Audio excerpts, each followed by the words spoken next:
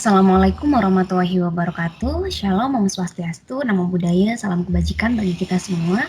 Yang saya hormati Ibu Sri Rahayu selaku dosen pengampu mata kuliah Sistem Informasi Geografis.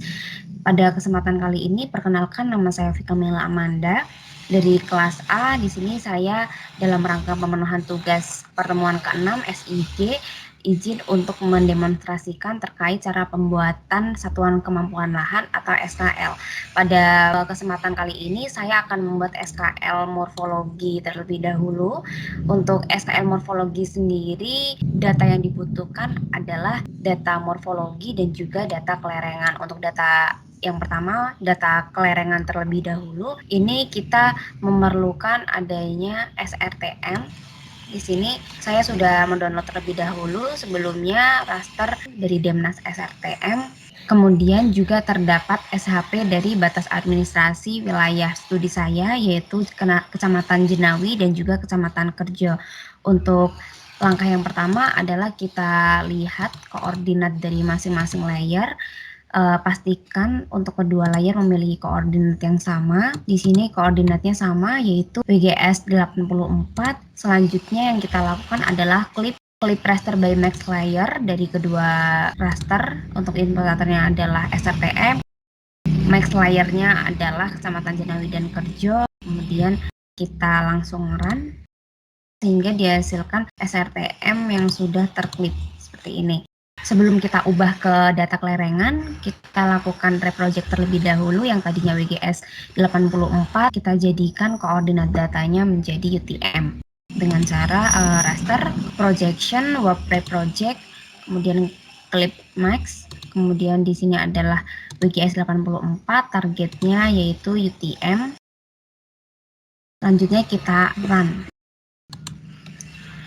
Setelah yang layar project ini kita jadikan UTM, maka selanjutnya bisa kita lakukan analisis, yaitu dengan kita klik slope. Input layernya adalah reproject. Kemudian untuk slope express-nya kita centang, kita save dengan nama slope di sini dengan formatif, lalu kita run. Selanjutnya udah finish, kemudian didapatkan layer slope seperti ini. Selanjutnya sebelum kita ubah ke data vektor, kita klasifikasikan terlebih dahulu dengan masuk ke processing toolbox, kita reclassify by table. Ini adalah slope, kemudian reclassify table, kemudian add row hingga 5, kita reclassify.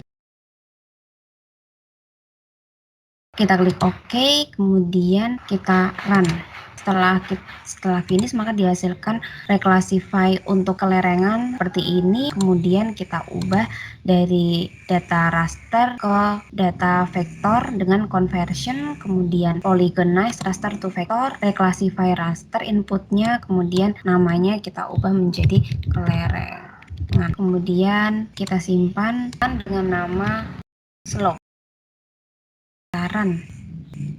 sehingga didapatkan vektor slope seperti ini. Kita lihat atribut tabelnya, maka didapatkan skor slope seperti ini. Selanjutnya yang kita lakukan adalah mengintersect dengan data morfologi yang telah kita dapat. Data morfologi di sini kita lihat atribut tabel untuk data morfologi seperti ini. Untuk skor morfologi juga sudah didapatkan. Kemudian kita lakukan intersect kedua data tersebut. Sebelumnya kita pastikan apakah memiliki koordinat yang sama, UTM 49S, oke. Kemudian untuk slope memiliki koordinat UTM juga sama. Selanjutnya kita lakukan vektor, processing toolbox, kemudian intersect, slope, dan juga morfologi. Kita klik select all, kemudian kita ini klik select all, oke. Kemudian kita run. Setelah finish, kita klik close, kemudian kita lakukan scoring. Setelah selesai di intersect, mari kita lihat di atribut tabelnya. Selanjutnya yang kita lakukan adalah penjumlahan antara skor lereng dan juga skor morfologi. Di sini adalah penjumlahan skor lereng dengan skor morfologi yang dibagi 2. Selanjutnya kita klik OK.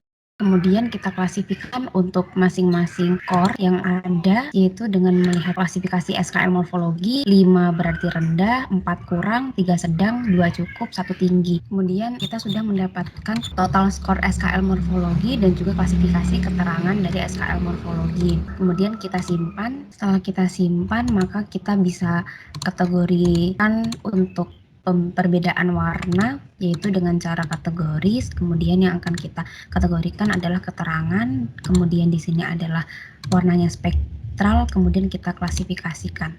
Seperti ini, kemudian kita apply, kita klik OK.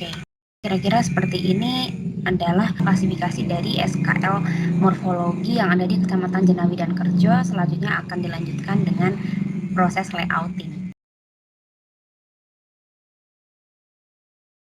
Selanjutnya adalah membuat SKL kemudahan dikerjakan, di mana dalam ketentuan dari Permen PU tentang Satuan Kemampuan Lahan terdapat 5 bahan. Di sini saya telah memasukkan 5 bahan, yaitu ketinggian absolut, jenis tanah, geologi, morfologi, dan kelerengan. Pertama-tama saya melakukan scoring di masing-masing bahan. Yang pertama adalah ketinggian absolut, di mana ketinggian absolut ini memiliki scoring seperti ini, kurang dari 200 meter mendapat skor 5, kemudian yang lebih tinggi 4, 3, 2 hingga di ketinggian lebih dari 3000 meter memiliki skor 1. Di sini saya telah melakukan scoring pada masing-masing kategori ketinggian absolut. Selanjutnya adalah jenis tanah. Di sini juga sebelumnya saya telah melakukan scoring, kemudian sama untuk morfologi, dan jika datar memiliki skor 5, berombak 4, bergelombang 3, berbukit 2 hingga bergunung mendapat skor 1. Selanjutnya adalah kelerengan. Untuk kelerengan kecuraman 0 hingga 2% mendapat skor 5, 3 hingga 15 mendapat skor 4, kemudian 16 hingga 5 mendapat 3, dan pemiringan lereng yang curam mencapai lebih besar dari 40% mendapatkan skor 1. Selanjutnya untuk kelima bahan ini kita lakukan intersection. Di sini untuk mempersingkat waktu saya melakukan intersection dengan software GIS dengan bahan yang telah saya masukkan, yaitu tadi morfologi, kelerengan, geologi, jenis tanah, dan ketinggian absolut. Kemudian kita lakukan intersection, kemudian input featuresnya adalah morfologi, kelerengan, geologi, kemudian jenis tanah, ketinggian absolut. Kemudian kita klik OK, kita tunggu hingga prosesnya berhasil. Selanjutnya telah dihasilkan. Untuk mudahan dikerjakan ini intersection, selanjutnya kita save dengan cara data, export data, kemudian kita save dengan nama kemudahan dikerjakan dengan format save file. Kita save, kita tunggu hingga hasilnya selesai. Kemudian setelah kita dapatkan hasil dari kemudahan dikerjakan ini, selanjutnya kita masukkan untuk SHP kemudahan dikerjakan yang telah kita intercept. Selanjutnya masuk ke open atribut tabel, kemudian pakai field calculator dengan nama kemudahan dikerjakan. Selanjutnya kita jumlah ke 5 skor yang telah kita intersect, skor lereng, skor morfologi, skor geologi, kemudian skor tanah, skor ketinggian absolut. Kemudian kita bagi 5, kita klik OK. Ya, selanjutnya untuk melihat bahwasanya hasil dari kemudahan dikerjakan ini dengan ketentuan jumlah skor 5 memiliki keterangan tinggi, kemudian 4 cukup, 3 sedang, 2 kurang, dan 1. Kemudian kita lakukan secara berulang-ulang. Selanjutnya setelah kita lakukan select feature, kemudian kita masukkan keterangan dari SKL kemudian dikerjakan, kemudian kita klasifikasikan untuk warna dari SHP SKL kemudian dikerjakan. Kemudian yang akan kita klasifikasikan adalah SKL kemudian dikerjakan dengan warna color M adalah spektral, kemudian kita langsung klasifikasikan, klik apply, kemudian OK, sehingga didapatkan SKL kemudahan dikerjakan seperti ini. Kemudian kita sudah siap untuk proses layouting, tentunya juga dilengkapi dengan berbagai keterangan yang ada di peta seperti ini untuk SKL kemudahan dikerjakan. Kemudian untuk SKS selanjutnya adalah kestabilan pondasi, di mana berdasarkan Permen PU di sini disebutkan untuk data yang dibutuhkan adalah kestabilan lereng, kemudian curah hujan, geologi, penggunaan lahan, dan juga jenis tanah. Di sini untuk kestabilan lereng memiliki nilai scoring seperti ini, dari yang kurang hingga tinggi memiliki nilai skor 1 hingga 5, kemudian curah hujan dengan curah hujan rendah kurang dari 1000 memiliki skor 5, kemudian 1000 hingga 2000 memiliki skor 4, kemudian lebih dari 3000 memiliki skor 1. Selanjutnya untuk geologi memiliki pembagian klasifikasi scoring seperti ini. Kemudian untuk penggunaan lahan juga untuk hutan memiliki skor 5 hingga di lahan kosong, penambangan dan rawa itu memiliki skor 1, dan juga untuk jenis tanah memiliki klasifikasi scoring seperti ini. Sebelumnya saya sudah melakukan scoring di geologi seperti ini, memiliki skor geologi 2, kemudian untuk jenis tanah memiliki skor seperti ini bervariasi, kemudian untuk curah hujan kebetulan di atas 4000 semua untuk wilayah Jenawi dan juga Kerjo sehingga memiliki skor curah hujan 1, kemudian untuk tata guna lahan atau penggunaan lahan memiliki skor seperti ini bervariasi 1 hingga 5, kemudian untuk kelerengan juga sama. Kemudian untuk kelima bahan ini kita lakukan intersection. Saya juga menggunakan software dari ArcGIS untuk mempercepat prosesnya untuk intersection. Kemudian yang pertama adalah kelerengan, geologi, kemudian jenis tanah, kemudian curah hujan, kemudian penggunaan lahan. Selanjutnya kita kasih nama. Selanjutnya kita save, kita tunggu hingga data hasil intersect-nya berhasil, sehingga dihasilkan hasil intersect seperti ini. Kemudian kita simpan dengan ekspor data dengan nama stabilan pondasi.